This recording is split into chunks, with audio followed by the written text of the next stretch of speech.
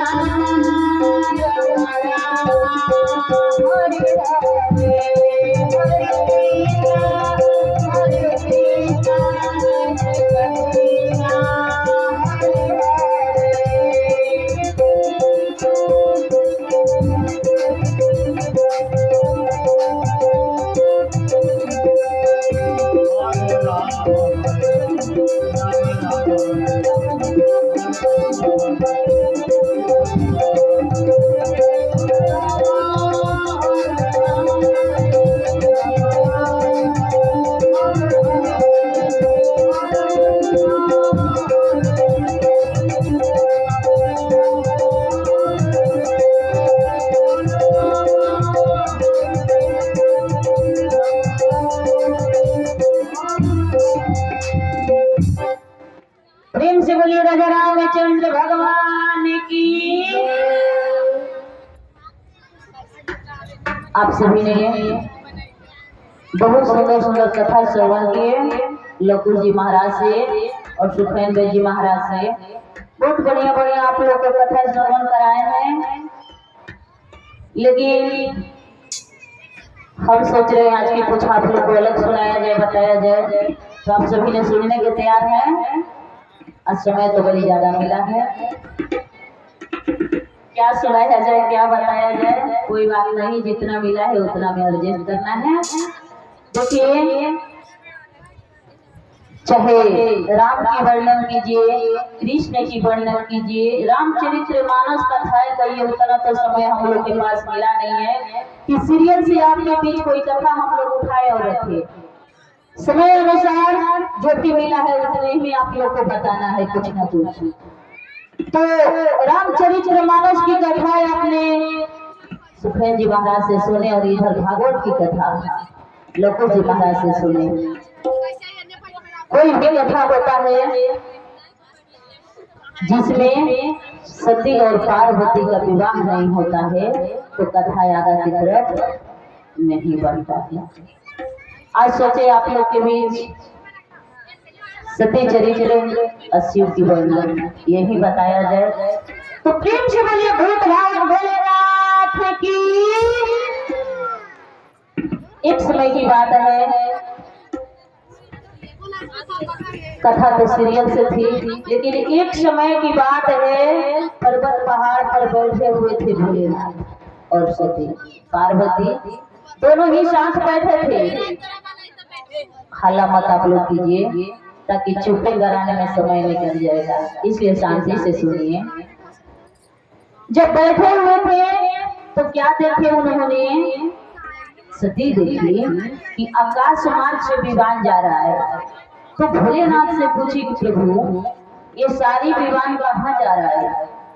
तो भोलेनाथ बताए कि सती तुम्हारे पिता दक्ष ने यज्ञ करा रहे हैं, उसी यज्ञ में ये सारी विमान जा रहा है। तो प्रभु आप तो हमको वहां जाने का निमंत्रण नहीं है। जहाँ की निमंत्रण नहीं मिलती है, जब बेटी पराई धन हो जाती है, बेटी ससुराल चली जाती है, जब तक मायके से निमंत्रण न आए, बेटी को ये सोचना चाहिए कि हमारे पिता ने हमारा कन्यादान दूसरे के यहाँ कर दिए, तो जब पिता के यहाँ से कोई निमंत्रण नहीं आया तो बेटी के नहीं जाना चाहिए। ताकि बिन बुलाए सती गई थी, तो आगे की कथा में आप लोग को मिलेगा। उन्होंने मानी नहीं, भोलेनाथ से जिद कर दी कि प्रभु हम जाएंगे। महादेव ने आज्ञा दे दिए कि जाओ, इसलिए कि कल बताया गया था कथा में कि नारी मत बड़ा बेकार होता है। यदि ठान लेगी कि हमको ये काम करना है तो वो करिए के मानती है, समझ लीजिए। नहीं मानी, चली गई। वहां जब गई तो जब सारी देवी देवता के सभा लगा हुआ था उनके पिता के यहाँ, और जब महादेव के वहां सभा उसमें नहीं लगा हुआ था तो मन ही मन बड़ा क्रोध हुई और वहां गई तो कोई उनसे बुला भी नहीं। अपने 2 गणों के साथ महादेव ने तो भेज दिए। जैसे उसके पति के उस सभा में सभा नहीं लगा, आसन नहीं दिखाई दिया, तब क्रोध से जलने लगी। जब क्रोध, कथा तो सीरियल से है लेकिन आप सभी के बीच छोटे छोटे बात बताया जाएगा ताकि 1 घंटा के समय है। तो देखिए जब क्रोध में हुई तो क्या किया, जो हवन कुंड हो रहा था उसी में सती अपना शरीर परित्याग करती।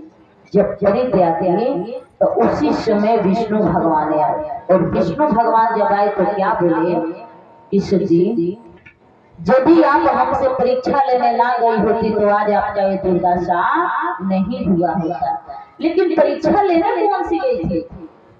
यही परीक्षा लेने गई थी कि जिस समय सीता हरण हुआ था, गली गली राम और लक्ष्मण हर एक जीव जंतु पेड़ पौधा सभी से पूछ रहे थे, रो रहे थे कि सीता को देखे हैं आप सभी ने। उस समय सती महादेव से कह रही है कि ये है कौन? तो महादेव कहे कि ये पुरुषोत्तम राम है। तो बोले कि ये भगवान होते तो अपने पत्नी के वियोग में रोते नहीं, हम इनसे परीक्षा लेने जाएंगे।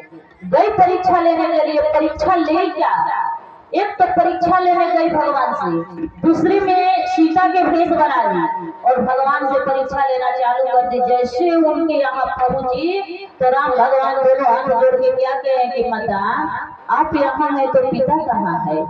जैसे बातें सुनी वहां से 9 2 11 हो गई। भोलेनाथ के पास जब पहुंची कुछ पल के लिए लक्ष्मण को लगा कि यह सीता है, सीता मेरी माता है, लेकिन जो अंतर्यामी है हर जीवों में वास कर रहे हैं वो क्यों नहीं पहचानेंगे? जब वहां से गई तो भोलेनाथ ने कहे कि परीक्षा लेके आ गई? तो बोले हाँ। नहीं, हम परीक्षा नहीं लिए थे, अपना दिव्य दृष्टि को बंद किए और दिव्य दृष्टि से देखिए कि हमारे प्रभु श्री राम से, देखिए इन दोनों का कोई गुरु नहीं है, राम के गुरु शिव और शिव के गुरु राम।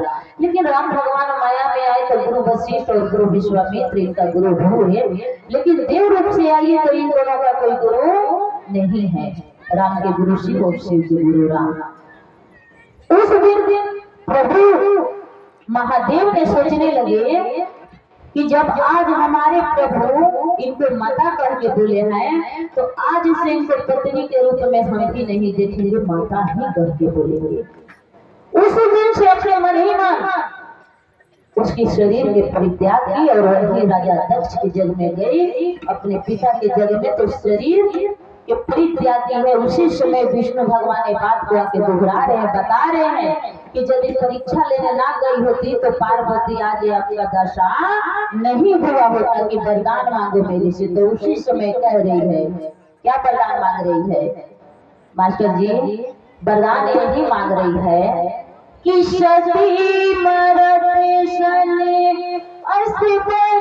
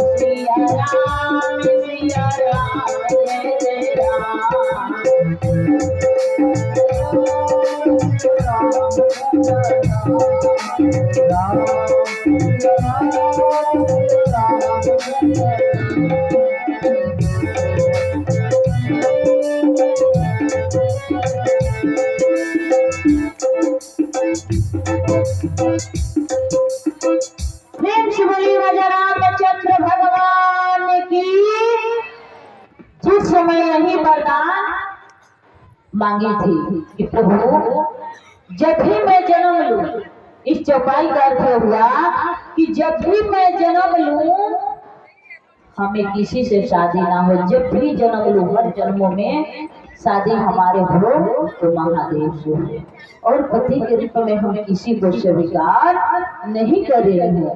उस समय जब अपने सती शरीर को परित्याग की, पूरा एकदम देवता में खलबली मच गया।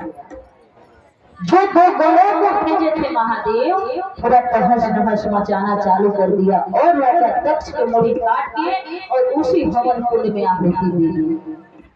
फिर भोलेनाथ आए वहां आकर के, और भोलेनाथ वहां जब देखे कि दक्ष के मुड़ी काट के हमारे गणों ने क्रोध में हवन कुंड में डाल दिया, फिर राजा दक्ष के लास्ट में बकरा की मुड़ी लगाया गया और बकरा की मुड़ी तब राजा दक्ष। और उस समय से जब इधर परित्याग की शरीर के, तो जब दूसरी जन्म ली तो राजा हिमांचल के पुत्री बन के जन्म ली और मैना रानी के। जब इधर सती दूसरी जन्म ली राजा हिमांचल के यहाँ, तो धीरे धीरे इस समय तो महादेव से दूर हो गए। उसी में जब जन्म ली तो राजा हिमांचल के यहाँ पढ़ी लिखी पड़ी हुई थी, बहुत नाना प्रकार के पार्वती ने काम किए, और इधर 87,000 तपस्या पर महादेव बैठे और इधर पार्वती बैठी। जंगल में भी जाकर तपस्या की, बहुत नाना प्रकार की कथाएं आती है। दोनों तरफ इधर महादेव तपस्या, इधर सती। उसी में